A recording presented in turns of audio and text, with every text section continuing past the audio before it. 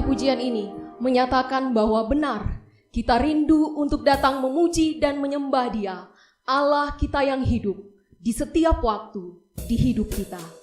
Bapak, Ibu, saudara-saudari yang kasihi Tuhan, selamat pagi dan shalom. Syukur kepada Allah untuk kasih dan penyertaan-Nya. Kita kembali diberikan kesempatan untuk beribadah kepada Tuhan, meskipun kita harus berpisah satu dengan yang lain dan beribadah secara online. Tetapi kita percaya bahwa Allah yang kita sembah adalah Allah yang tidak dibatasi oleh ruang dan waktu, sehingga kuasanya tetap kita rasakan dimanapun kita berada.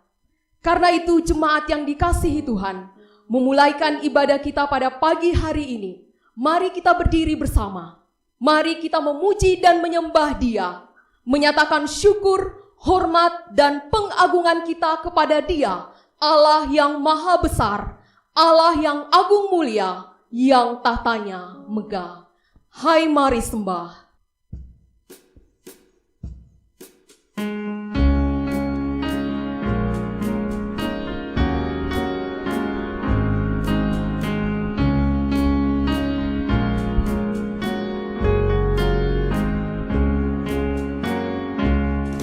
Hai, mari sembah yang maha besar, nyanyikan syukur dengan bergemar, perisai umatnya yang maha esa, mulia namanya, tahtanya megah.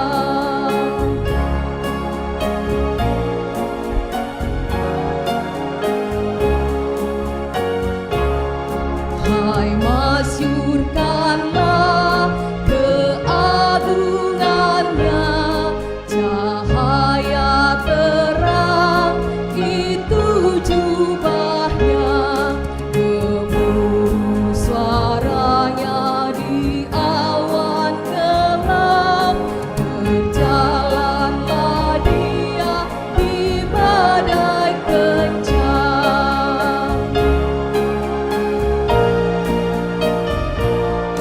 Yang maha besar kekal kasih-Mu, malaikat memberi pujian merdu, pun kami makhluk kecil dan lemah, mengangkat pujian serta menyembah.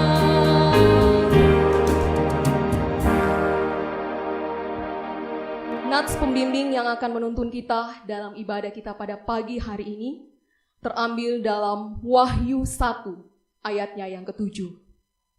Wahyu 1 ayatnya yang ke-7, demikianlah firman Tuhan. Lihatlah, Ia datang dengan awan-awan, dan setiap mata akan melihat Dia, juga mereka yang telah menikam Dia, dan semua bangsa di bumi akan meratapi Dia. Ya, amin. Bapak, Ibu, saudara-saudari yang dikasihi Tuhan, sebelum kita jauh masuk dalam hadirat Tuhan, mari kita mengambil waktu teduh sejenak di hadapan Tuhan. Mari kita bersyukur untuk kasih setia Tuhan yang sudah menyertai kita di sepanjang minggu yang telah kita lalui. Dan mari juga kita memohon kelayakan yang daripada Tuhan, dan mohon pimpinannya dalam persekutuan kita pagi ini. Mari kita masuk dalam waktu teduh.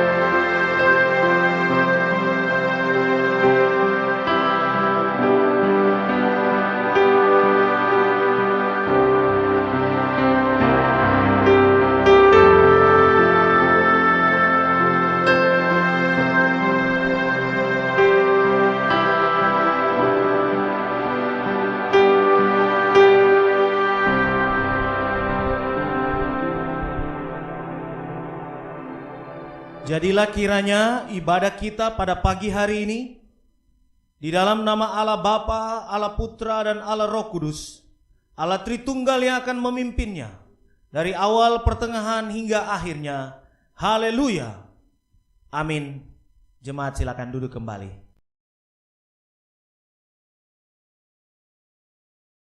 Bapak, Ibu, Saudara-saudari yang dikasihi Tuhan, berbicara tentang kedatangan Kristus yang kedua kali, tak seorang pun yang tahu kapan Ia akan datang. Namun lewat firman-Nya, kita yakin dan percaya bahwa Dia pasti akan datang kembali.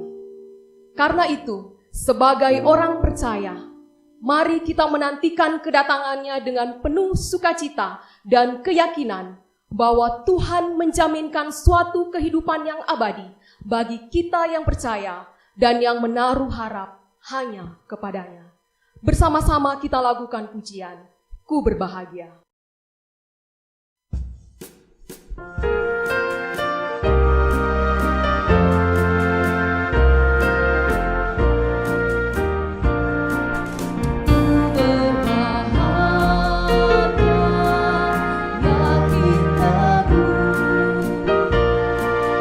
Yesus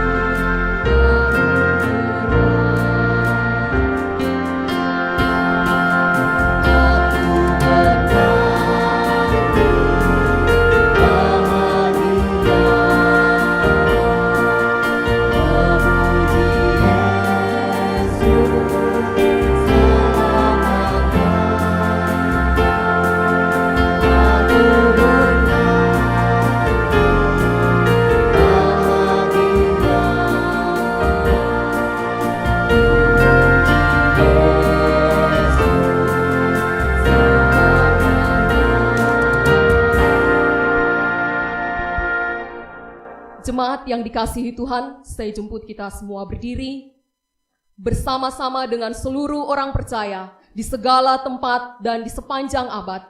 Kita mengikrarkan pengakuan iman rasuli dan masing-masing kita berkata demikian.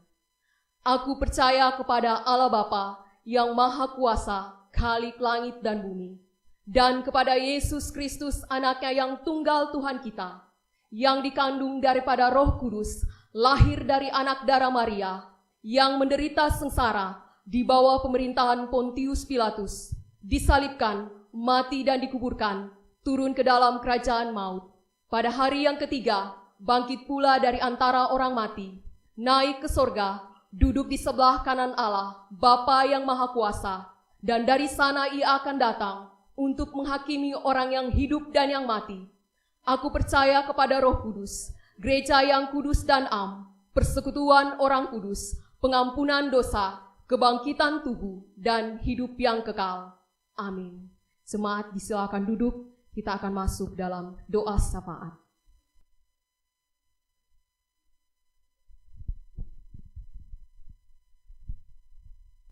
Baik Bapak Ibu Saudaraku yang dikasihi Tuhan, mari kita satukan hati untuk menaikkan setiap pergumulan dan doa kita. Kita berdoa. Terpujilah Engkau ya Allah Bapa pencipta langit bumi sekalian isinya, Allah yang di dalam Yesus Kristus telah datang ke dalam dunia untuk menebus setiap kami orang-orang berdosa ini. Kami bersyukur ya Tuhan untuk segala berkat rahmat kasih karunia-Mu itu dalam kehidupan kami. Sungguh ya Tuhan, keselamatan kekal yang Kau meteraikan tak dapat kami balas dengan perbuatan apapun di dalam dunia ini. Terima kasih Bapa di surga, kami hanya dapat bersyukur dan terus bersyukur atas berkat rohani dan juga berkat jasmani yang telah Engkau berikan. Kami tahu ya Bapa bahwa dalam perjalanan kehidupan kekristenan kami, banyak kali kami di hadapan-Mu sungguh melakukan hal-hal yang tidak berkenan. Kami berbuat dosa di hadapan-Mu. Tuhan, ampuni dan kasihanilah kami, sucikan dan kuduskanlah kami, supaya kami senantiasa layak untuk menjadi alat Tuhan di tengah-tengah dunia ini. Terima kasih Bapa di surga, tolong kami untuk selalu menghargai pengampunan demi pengampunan yang Engkau berikan bagi kami dalam kehidupan kekristenan kami. Terima kasih Bapa di surga, saat ini kami ingin menyerahkan terus seluruh keberadaan kami jemaat Tuhan. Kiranya Engkau yang akan terus memberkati. Hamba berdoa bagi setiap keluarga, Tuhan yang akan memberikan damai sejahtera senantiasa. Engkau yang akan menolong setiap anggota keluarga untuk terus membangun kasih sayang di tengah-tengah keluarga kami. Sehingga hubungan antara suami dan istri, orang tua dan anak, kakak beradik, bahkan hubungan kami di antara sesama jemaat selalu berada dalam keadaan baik, di dalam damai Kristus. Dan kami terus membangun persekutuan di dalam Engkau. Kami mau berdoa ya Tuhan, menyerahkan setiap usaha, pekerjaan dan studi setiap jemaat Tuhan. Tuhan yang akan memberkati mereka. Tuhan yang akan membuat berhasil apa yang mereka kerjakan. Dan biarlah lewat apa yang mereka kerjakan, semuanya boleh mempermuliakan nama Kristus dan menjadi berkat bagi semua orang. Kami mau berdoa ya Tuhan untuk setiap pelayanan yang kami lakukan di gereja-Mu ini. Tuhan kiranya akan terus memberkati. Tuhan yang akan membuka jalan. Tuhan yang akan menolong supaya setiap pelayanan yang kami lakukan benar-benar kami lakukan dengan maksimal, dengan sungguh-sungguh hati, demi kemuliaan nama Kristus, menjadi persembahan yang harum di hadapan-Mu. Dan Tuhan pakai semua yang kami kerjakan untuk menjadi berkat bagi banyak orang. Ada kabar baik yang boleh didengarkan oleh semua orang melalui pelayanan kami. Dan biarlah lewat pelayanan kami, nama Tuhan boleh ditinggikan. Terima kasih Bapa di surga, kami mau berdoa, menyerahkan setiap program ke depan, kerinduan-kerinduan di dalam pelayanan ini. Tuhan kiranya akan terus membuka jalan. Berdoa kiranya Engkau mencukupkan segala kebutuhan untuk operasional dalam pelayanan kami ini. Tuhan yang akan mencurahkan berkat-Mu sehingga semua yang diperlukan dalam pelayanan ini boleh tersedia sebagaimana yang Tuhan inginkan bagi kami. Terima kasih Bapa, kami mau berdoa, menyerahkan juga setiap anggota jemaat kami yang minggu-minggu ke depan ini berulang tahun. Tuhan kiranya akan memberkati mereka. Tuhan yang akan membuat mereka bertumbuh semakin dewasa dalam Kristus seiring bertambahnya usia. Tuhan yang akan menolong supaya mereka boleh menjalankan tugas dan panggilannya semakin hari semakin baik dan terus menjadi berkat bagi semua orang. Ada saudara-saudara kami yang mungkin saat ini sedang terbaring sakit, baik itu di rumah maupun di rumah sakit. Tuhan yang akan menolong memberkati mereka. Berkati makanan, minuman, obat-obatan dikonsumsi, tim medis yang menangani. Tuhan pakai semua itu untuk menjadi alat bagi proses penyembuhan. Terima kasih Bapa, kami mau berdoa bagi bangsa dan negara ini. Tuhan, kiranya Engkau yang akan menolong bangsa ini untuk keluar dari persoalan, keluar dari pergumulan dalam negeri ini. Tuhan yang akan memberkati bangsa ini. Dan biarlah ya Tuhan untuk masalah penanganan COVID-19 ini, Tuhan buka jalan. Tuhan yang akan menolong supaya semua ini boleh segera berlalu. Dan kami boleh menjalankan semua aktivitas kembali sebagaimana sedia kala. Tuhan memberkati pemimpin-pemimpin di negeri ini, dari pusat sampai ke daerah-daerah. Tuhan yang akan memberkati anak-anak Tuhan dalam pemerintahan untuk menjadi berkat bagi negeri ini. Dan berdoa bagi gereja-gereja Tuhan di seluruh negeri. Kiranya Engkau memberkati, kiranya Engkau menyertai. Engkau yang akan menolong supaya gereja-gerejamu ini boleh terus-menerus Tuhan pakai untuk menjadi alat membawa kabar baik bagi semua orang. Sehingga ya Tuhan, gereja Tuhan benar-benar menjadi gereja-gereja yang memberitakan Injil. Terima kasih Bapa di surga, kami mau berdoa, menyerahkan daerah kami Kota Poso dan sekitarnya. Tuhan yang akan memberikan kedamaian, Engkau memberikan keamanan. Tuhan yang akan menolong supaya ada pertumbuhan dalam segala bidang. Dan biarlah daerah kami ini boleh menjadi daerah yang di dalamnya nama Tuhan dipuji dan dimuliakan. Terima kasih Bapa di surga, kami berdoa menyerahkan semua ini di dalam nama Yesus Kristus yang sudah mengajar kami berdoa demikian. Bapa kami yang di surga, dikuduskanlah namamu, datanglah kerajaanmu, jadilah kehendak-Mu di bumi seperti di surga. Berikanlah kami pada hari ini makanan kami yang secukupnya, dan ampunilah kami akan kesalahan kami, seperti kami juga mengampuni orang yang bersalah kepada kami. Dan jangan bawa kami ke dalam pencobaan, tapi lepaskanlah kami daripada yang jahat, karena Engkaulah yang mempunyai kerajaan dan kuasa dan kemuliaan sampai selama-lamanya. Amin. Gloria Patri.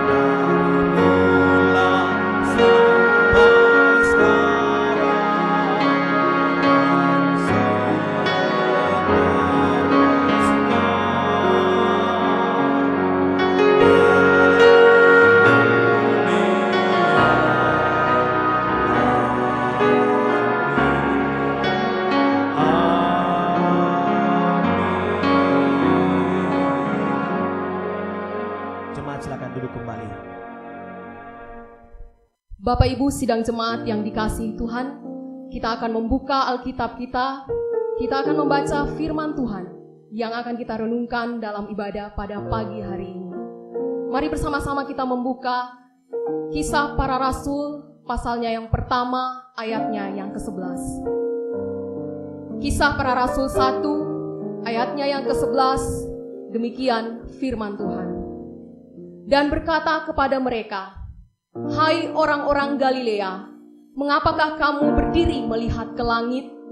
Yesus ini yang terangkat ke sorga meninggalkan kamu, akan datang kembali dengan cara yang sama seperti kamu melihat dia naik ke sorga." Demikianlah pembacaan kita. Yang berbahagia ialah mereka yang membaca dan merenungkan firman Tuhan, bahkan melakukannya dalam kehidupan sehari-hari. Tiba saatnya kita akan memberikan persembahan syukur kita kepada Tuhan. Mari beri yang terbaik untuk Tuhan. Sambil kita memberikan persembahan, kita nyanyikan pujian, "Hitung berkat-Mu."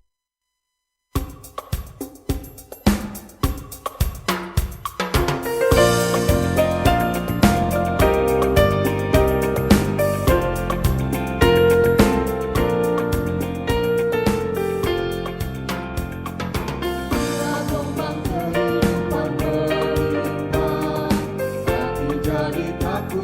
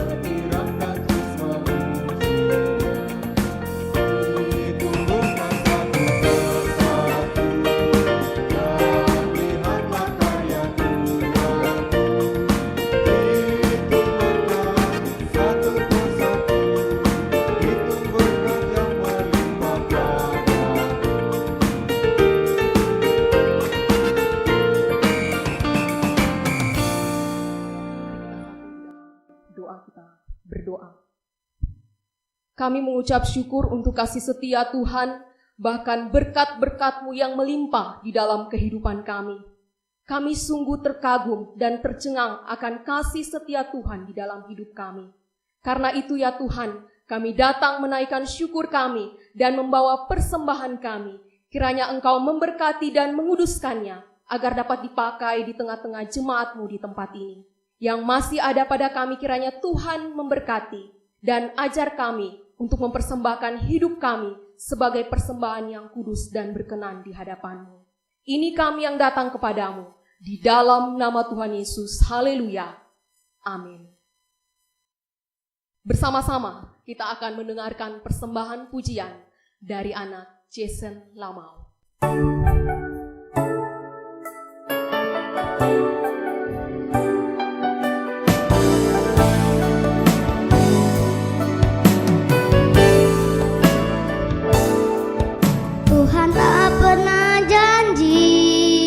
Langit selalu biru, tetapi Dia berjanji selalu menyertai.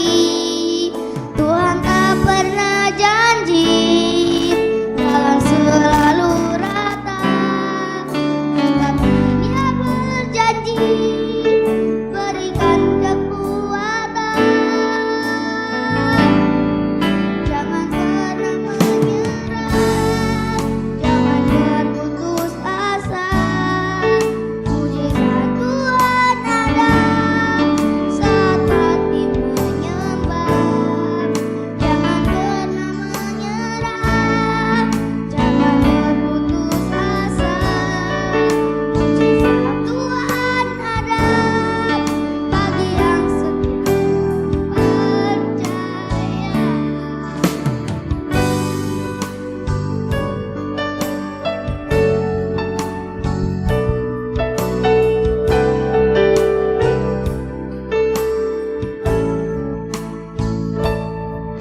Tuhan tak pernah janji langit selalu biru, tetapi Dia berjanji selalu menyertai.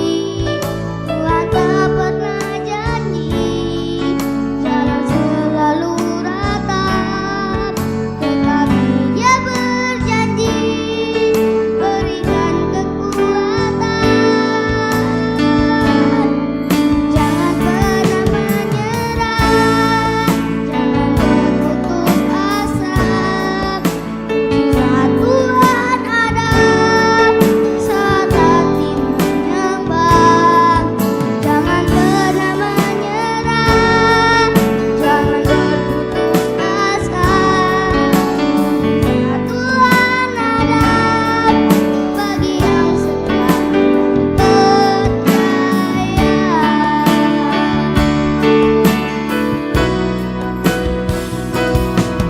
Jangan pernah menyerah, jangan berputus asa.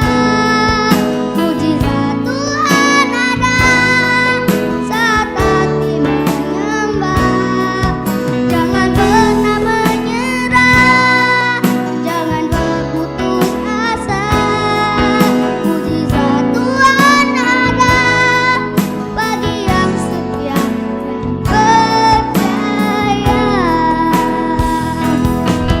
Mujizat Tuhan ada bagi yang setia dan percaya.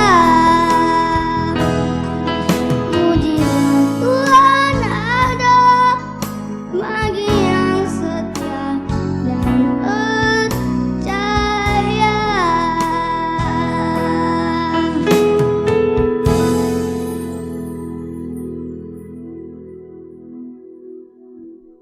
Bapak, Ibu, Saudara-saudari yang dikasihi Tuhan, bersama-sama kita akan mendengarkan kebenaran firman Tuhan. Mari kita mempersiapkan hati dan pikiran kita. Kita angkat pujian, Juru Selamatku. Biarlah pujian ini menguatkan dan meneguhkan kita akan janji perlindungan, bahkan di saat-saat sulit sekalipun.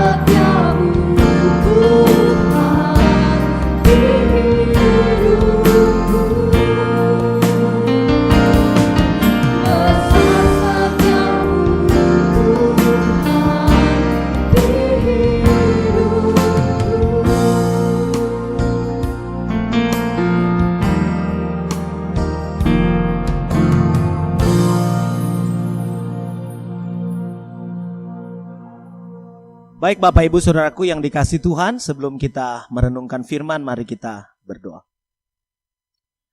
Kami bersyukur ya Tuhan, pada hari ini kami masih dapat beribadah bersama-sama. Dan kami dapat bersama-sama kembali belajar tentang kebenaran firman-Mu. Roh Kudus kiranya menolong kami, supaya kami boleh mengerti kebenaran firman. Dan kami teristimewa boleh menjadi pelaku-pelaku firman. Hamba-Mu yang sederhana ini kiranya Tuhan mau pakai, supaya apa yang hamba sampaikan, benar-benar hamba sampaikan sesuai dengan apa yang Tuhan mau. Ini doa kami Bapa, di dalam nama Yesus kami berdoa dan berserah. Haleluya. Amin. Shalom Bapak Ibu Saudaraku yang dikasihi Tuhan. Kiranya Tuhan tetap menolong kita bertumbuh dalam iman, meskipun keadaan hari-hari ini sedang susah. Ya. Nah, khotbah hari ini bicara tentang pengakuan iman kita yang berbunyi dan akan datang dari sana untuk menghakimi orang yang hidup dan yang mati. Kalimat ini dapat dikatakan puncak iman kita. Mengapa? Nah, mari kita lihat kembali teks yang sudah kita baca tadi. Kisah Rasul 1 ayat 11. Dikatakan, dan berkata kepada mereka, hai orang-orang Galilea, mengapakah kamu berdiri melihat ke langit? Yesus ini yang terangkat ke surga meninggalkan kamu akan datang kembali dengan cara yang sama seperti kamu melihat dia naik ke surga.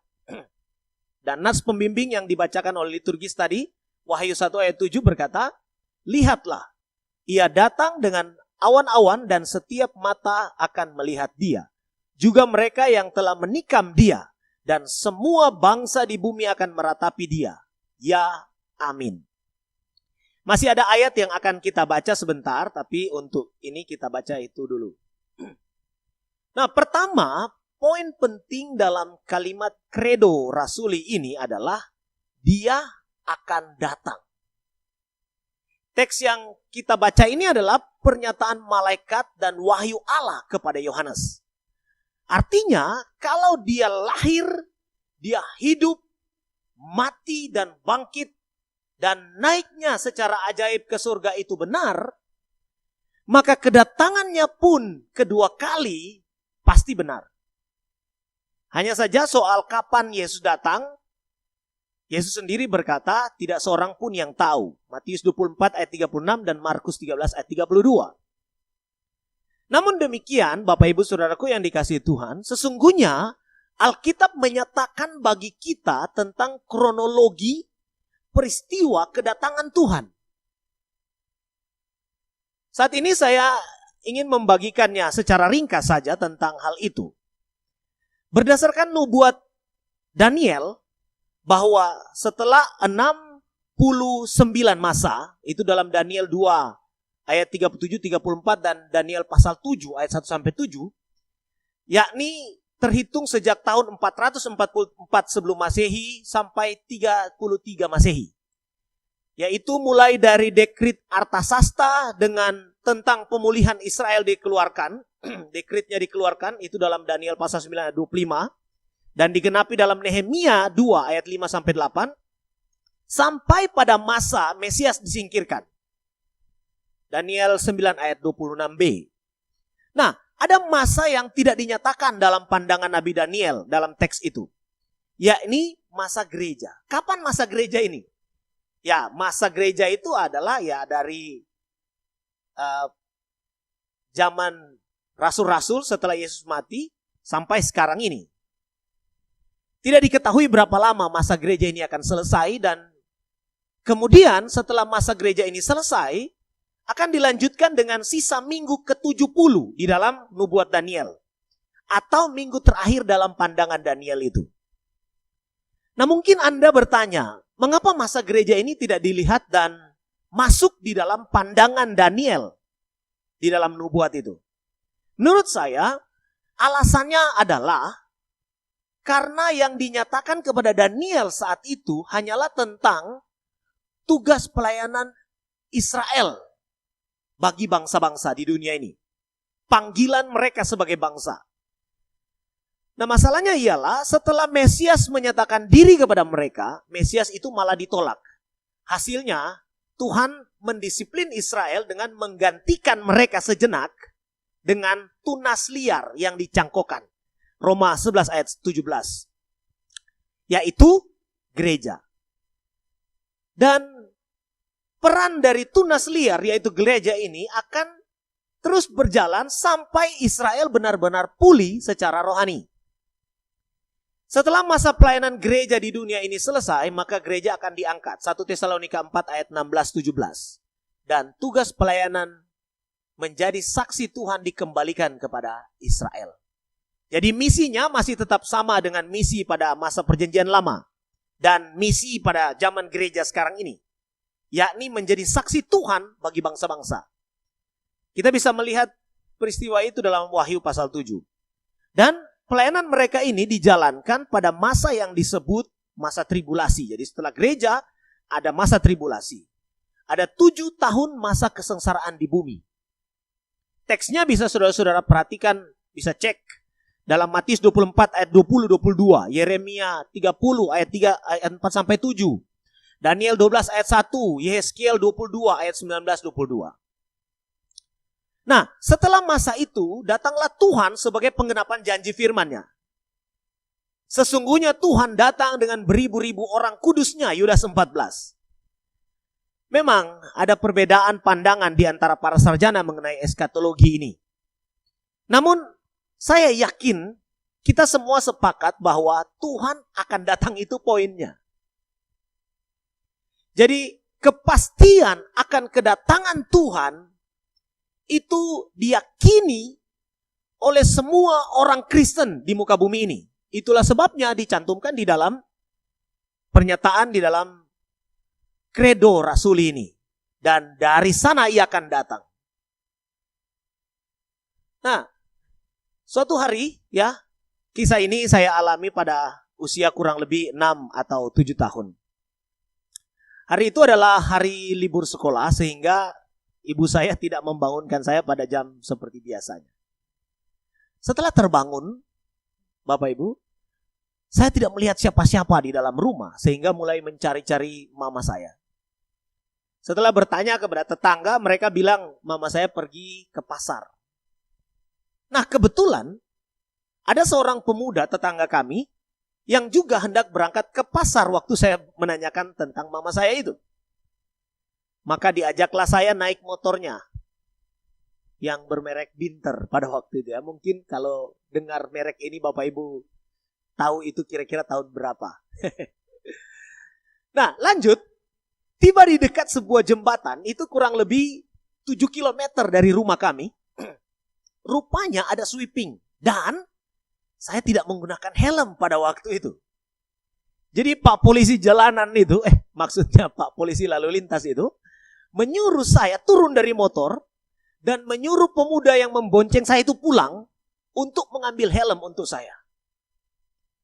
Jadi sambil berkata begini kepada saya, tunggu di sini nganane, nanti kita balik datang jemput.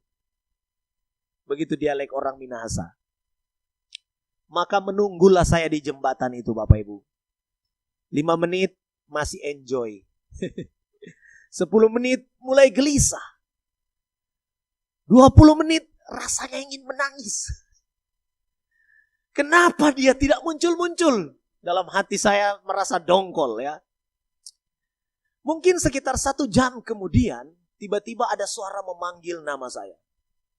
Fian, nah, itu nama kecil saya waktu itu. Jadi dengan sigap saya langsung menoleh. Siapa yang memanggil? Dan ternyata di sana saya melihat ada paman saya yang sedang mengendarai bendi. Bendi ini daerah lain disebut dokar. Ditarik oleh seekor kuda, ya. Wah, betapa gembiranya hati ini ya. Waktu saya melihat paman saya itu, saya langsung berlari ke arah bendi paman saya itu dan melompat ke atasnya tanpa basa-basi. Saya merasa seolah baru saja terselamatkan dari bayang-bayang maut hari itu. Ketika tiba di rumah, Anda tahu pemuda yang tadi tetangga kami itu sedang apa? Dia sedang minum kopi sambil makan pisang goreng. Dan tanpa rasa bersalah dia bertanya. Pertanyaannya begini. Pulang deng sapa ngana? Waduh.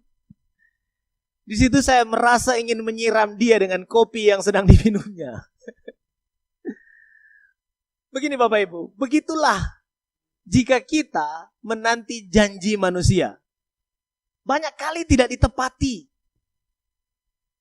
Itu harus dapat kita maklumi karena mereka adalah manusia yang terbatas. Seringkali hilaf dan lupa. Itu kalau manusia.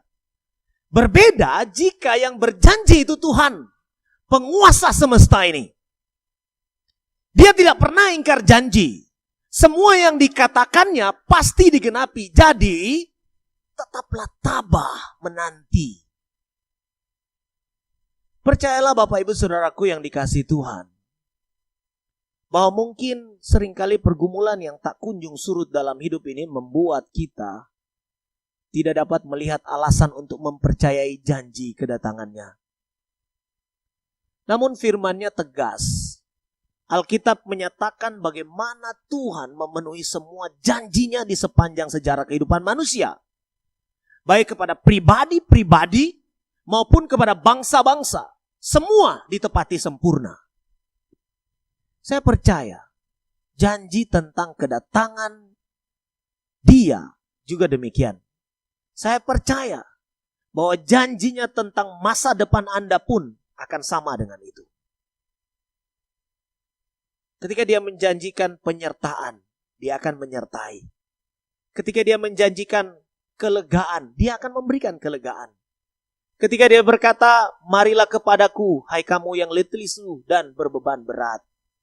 Aku akan memberikan kelegaan. Dia akan melakukannya. Datanglah kepadanya, percayailah janji kedatangannya. Kemudian yang kedua, dalam kredo kita disebutkan tentang tujuan Tuhan akan datang kedua kali itu. Yakni untuk menghakimi orang yang hidup dan yang mati. Pertanyaannya ialah, siapa orang hidup dan siapa orang mati itu? Saya percaya istilah orang hidup dan mati di dalam kredo ini mengandung definisi yang komplit. Hidup berarti mencakup hidup kekal. Begitu pula mati, mencakup kematian kekal. Jadi orang yang hidup artinya orang yang beroleh hidup kekal, yaitu yang percaya kepada Yesus. Dan yang mati kekal, yakni orang yang tidak memiliki kehidupan kekal di dalam Yesus. Nah, pertama tentang menghakimi orang yang hidup. Siapakah mereka ini? Ada dua kelompok orang yang disebut orang yang hidup ini. Satu, orang yang percaya, orang saleh di dalam perjanjian baru. Sampai masa kita. 1 Tesalonika 4 ayat 16 berkata begini. Sebab pada waktu tanda diberi, yaitu pada waktu penghulu malaikat berseru dan sangkakala Allah berbunyi, maka Tuhan sendiri akan turun dari surga, dan mereka yang mati dalam Kristus akan lebih dahulu bangkit. Sesudah itu, kita yang hidup, yang masih tinggal, akan diangkat bersama-sama dengan mereka dalam awan menyongsong Tuhan di angkasa. Demikianlah kita akan selamanya bersama-sama dengan Tuhan. Inilah momentum yang disebut dengan istilah rapture, atau dalam bahasa Yunani parousia, atau pengangkatan. Nah, apa hubungan peristiwa ini dengan penghakiman orang hidup? Orang percaya, yaitu gereja ini, akan menghadap tahta pengadilan Yesus di surga.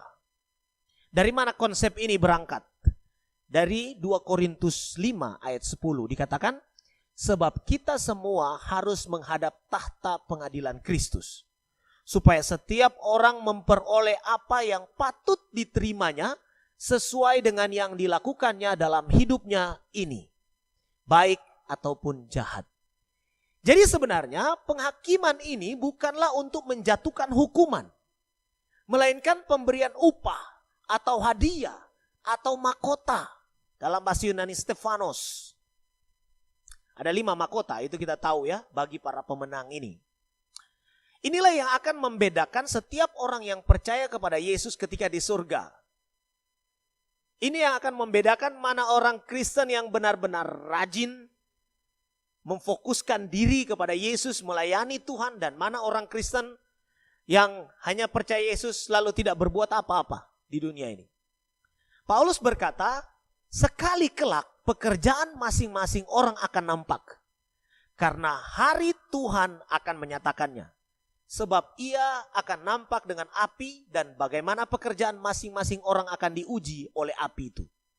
Jika pekerjaan yang dibangun oleh seseorang tahan uji, ia akan mendapat upah. Jika pekerjaannya terbakar, ia akan menderita kerugian. Tetapi ia sendiri akan diselamatkan, tetapi seperti dari dalam api. 1 Korintus 3 ayat 13 sampai 15. Dengan memahami ini, maka kita tahu bahwa kita tidak perlu menghakimi saudara kita di dunia ini soal kehidupan pribadinya dengan Tuhan. Kita semua akan dihadapkan di pengadilan yang sama untuk menerima upah. Ya, menegur orang yang berbuat dosa tentu harus, menegur saudara kita yang berbuat dosa itu harus, tetapi menjadi hakim atasnya itu bukan hak kita. Kemudian pemahaman ini juga membimbing kita untuk bekerja lebih keras bagi kemuliaan Kristus. Sebab ada mahkota yang menanti kita di kekekalan. Sebagai evaluasi, tanyakanlah pada diri kita sendiri, apakah motivasi utama kita ketika berbuat baik atau melakukan pekerjaan-pekerjaan yang kita sebut melayani Tuhan.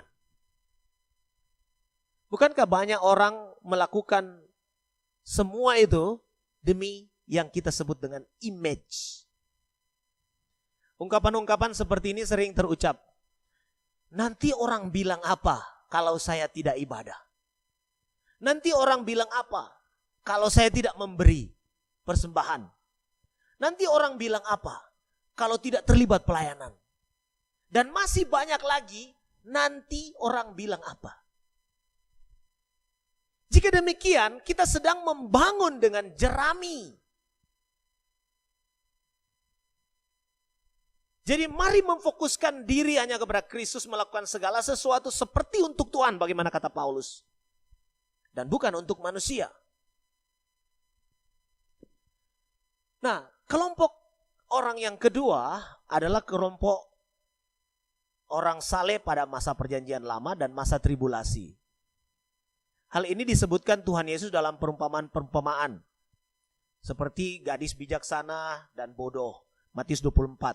Dan perumpamaan tentang domba dan kambing, Matius 24 juga. Di sana juga dinyatakan tentang bagaimana orang dalam perjanjian lama, orang-orang Israel. Apa yang akan terjadi kepada mereka. Dalam Wahyu 22 juga, Wahyu 20 ayat 4 juga dinyatakan begini. Lalu aku melihat tahta-tahta dan orang-orang yang duduk di atasnya. Kepada mereka diserahkan kuasa untuk menghakimi. Aku juga melihat jiwa-jiwa mereka yang telah dipenggal kepalanya oleh karena kesaksian tentang Yesus dan karena firman Allah. Yang tidak menyembah binatang itu dan patungnya, dan yang tidak juga menerima tandanya pada dahi dan tangan mereka. Dan mereka hidup kembali untuk dan memerintah sebagai raja bersama-sama dengan Kristus untuk masa 1000 tahun.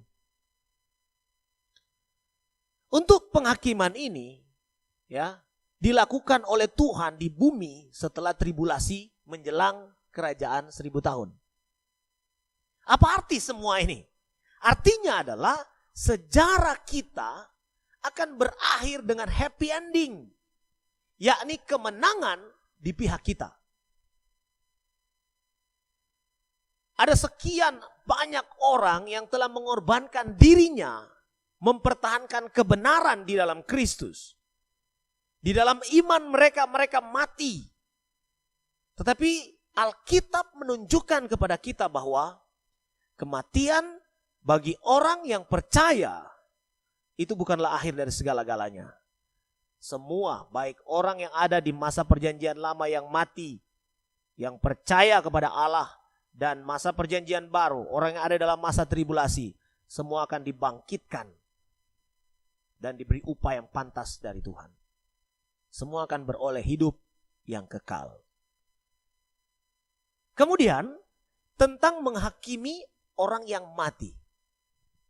Kita dapat menemukan peristiwa ini dalam Wahyu 20 ayat 11 sampai 14. Dikatakan begini.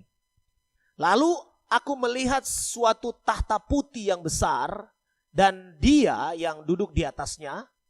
Dari hadapannya lenyaplah bumi dan langit dan tidak ditemukan lagi tempatnya. Dan aku melihat orang-orang mati besar dan kecil berdiri di depan tahta itu. Lalu dibuka semua kitab. Dan dibuka juga sebuah kitab lain yaitu kitab kehidupan. Dan orang-orang mati dihakimi menurut perbuatan mereka. Berdasarkan apa yang ada tertulis di dalam kitab-kitab itu. Maka laut menyerahkan orang-orang mati yang ada di dalamnya. Dan maut dan kerajaan maut menyerahkan orang-orang mati yang ada di dalamnya. Dan mereka dihakimi masing-masing menurut perbuatannya. Lalu maut dan kerajaan maut itu dilemparkanlah ke dalam lautan api. Itulah kematian yang kedua. Lautan api. Ini terjadi setelah kerajaan 1000 tahun sebelum masa langit dan bumi yang baru. Mengacu pada semua orang yang tidak beriman dari zaman Adam sampai kerajaan 1000 tahun. Itu penghakiman bagi mereka. Terlihat sebagai orang mati karena memang mereka tidak memiliki hidup kekal. Di sini kita menyaksikan penghakiman mereka. Semua mendapat hukuman kekal yang sangat mengerikan. Nah, Bapak Ibu Saudaraku yang dikasihi Tuhan. Ada sebuah kisah tentang sebuah foto, ya. Jadi Kevin Carter adalah seorang pria berkulit putih asal Johannesburg, Afrika Selatan. Dia adalah seorang wartawan perang. Pada tahun 1993, Kevin berangkat dari Afrika ke Sudan untuk meliput tragedi pemberontakan di negara tersebut. Namun sesampainya di sana, Kevin menemukan sebuah fakta lain bahwa pemberontakan bukanlah hal yang terburuk, namun kelaparanlah masalah utama di daerah itu.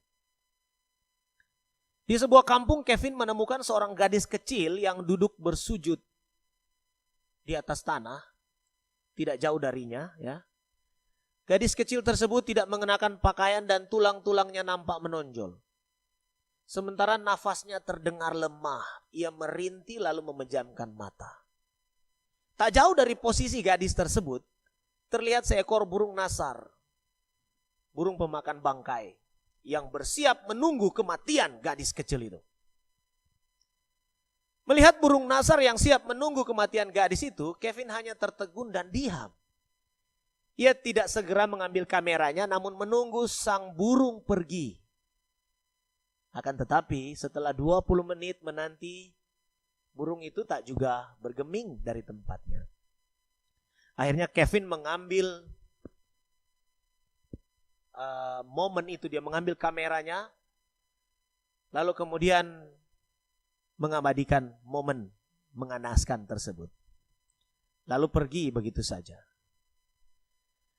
Nah, selepas pulang dari Sudan, Kevin menyerahkan dan menjual foto gadis kecil yang hendak dimangsa burung itu kepada majalah New York Times.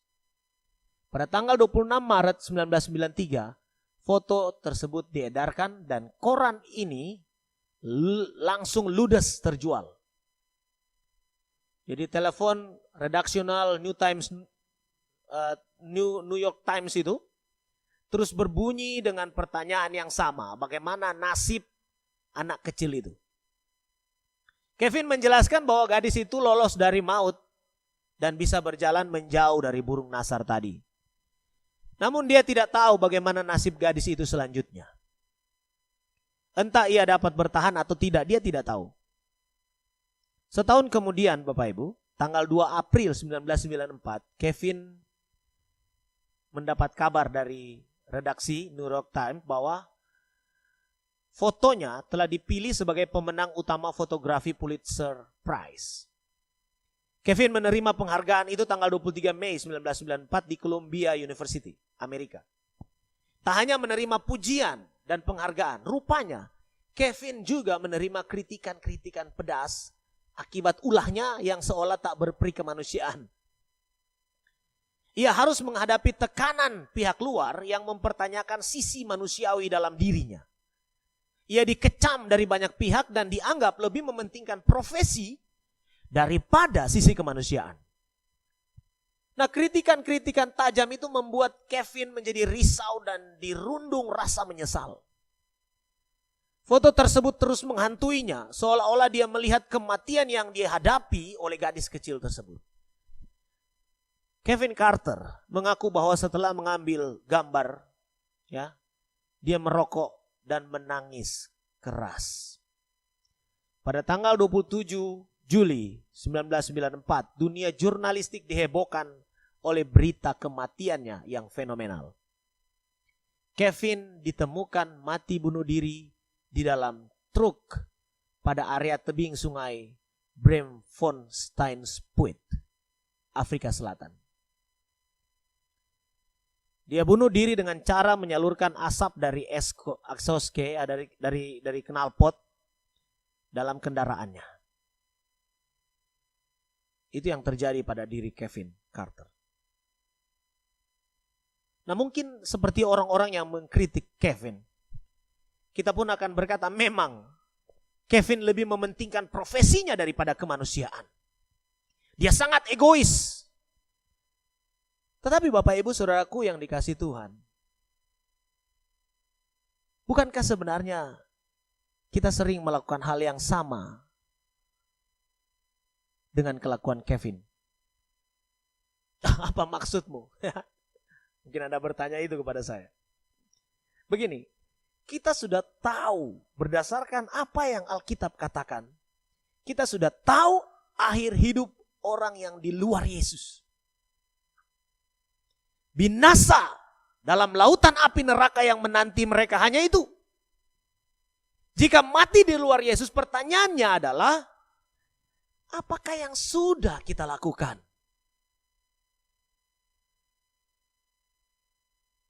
Mungkin kalau orang itu adalah orang yang tidak kita kenal, kita tidak akan terlalu menyesalinya. Tapi bagaimana dengan mereka yang selama ini dekat dengan kita? Apakah kita akan membiarkan orang-orang yang kita sayangi mati binasa, padahal kita memiliki peluang untuk menyelamatkan mereka? Ironisnya adalah, Bapak Ibu, terhadap orang-orang yang kita sayangi dalam tanda petik ini, yang ada di luar Yesus itu, kita sering berkata begini, jangan bicara tentang keyakinan, jangan singgung-singgung agama. Nanti dia tersinggung dan marah. Kita harus jaga dong perasaan mereka. Lihat. Kita jaga perasaan mereka. Kita jaga mereka dari perasaan tersinggung dan sakit hati. Yang belum pasti itu. Daripada menjaga mereka dari kesakitan kekal di dalam neraka. Lalu kita buat status di medsos. Hidup ini adalah kesempatan. Benar-benar omong kosong. Saudaraku yang dikasihi Tuhan, mari buktikan kasih-Mu kepada mereka.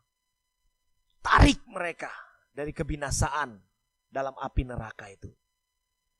Sampaikanlah kabar keselamatan di dalam Kristus itu. Undang mereka dalam kekayaan kasih karunia-Nya. Maka dijamin tidak akan ada penyesalan di kemudian hari.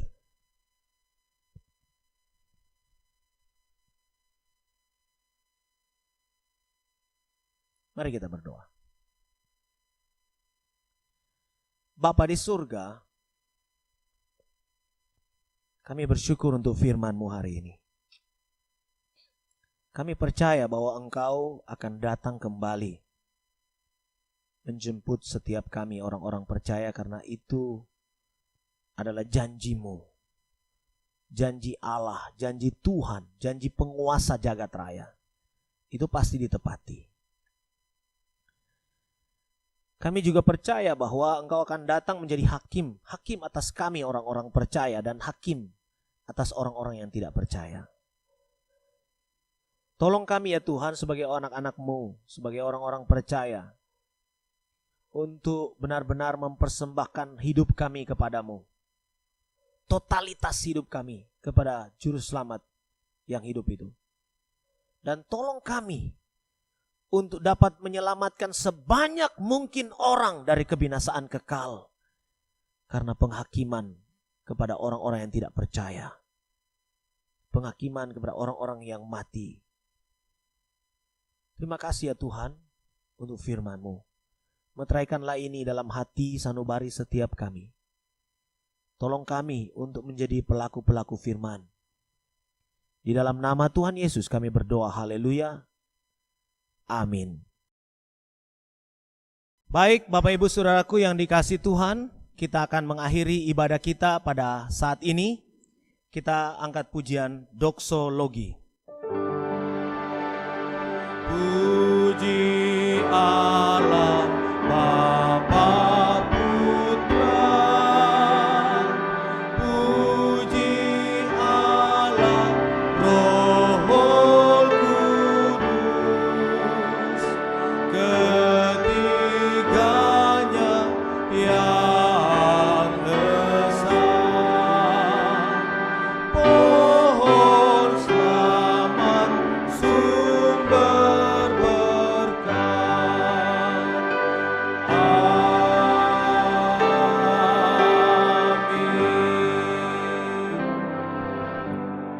Kiranya apa yang kami lakukan dalam ibadah ini sungguh menyenangkan hati-Mu ya Allah.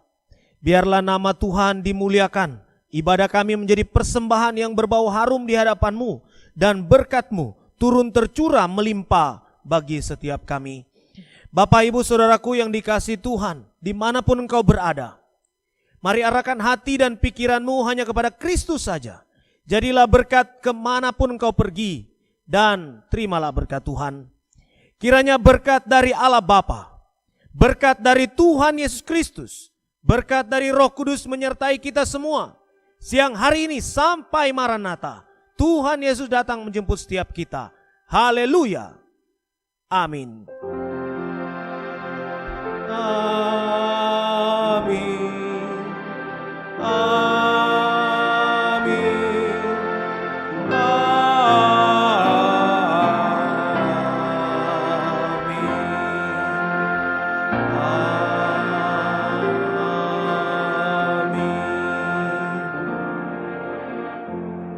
Silakan duduk kembali, doa teduh pribadi. Demikianlah ibadah kita selesai. Tetaplah kuat di dalam Tuhan, tetaplah menjalin persekutuan meskipun kita belum bisa bertemu di dalam ibadah bersama-sama di gedung gereja, tapi tetap percaya bahwa dimanapun kita berada, Tuhan menyertai kita.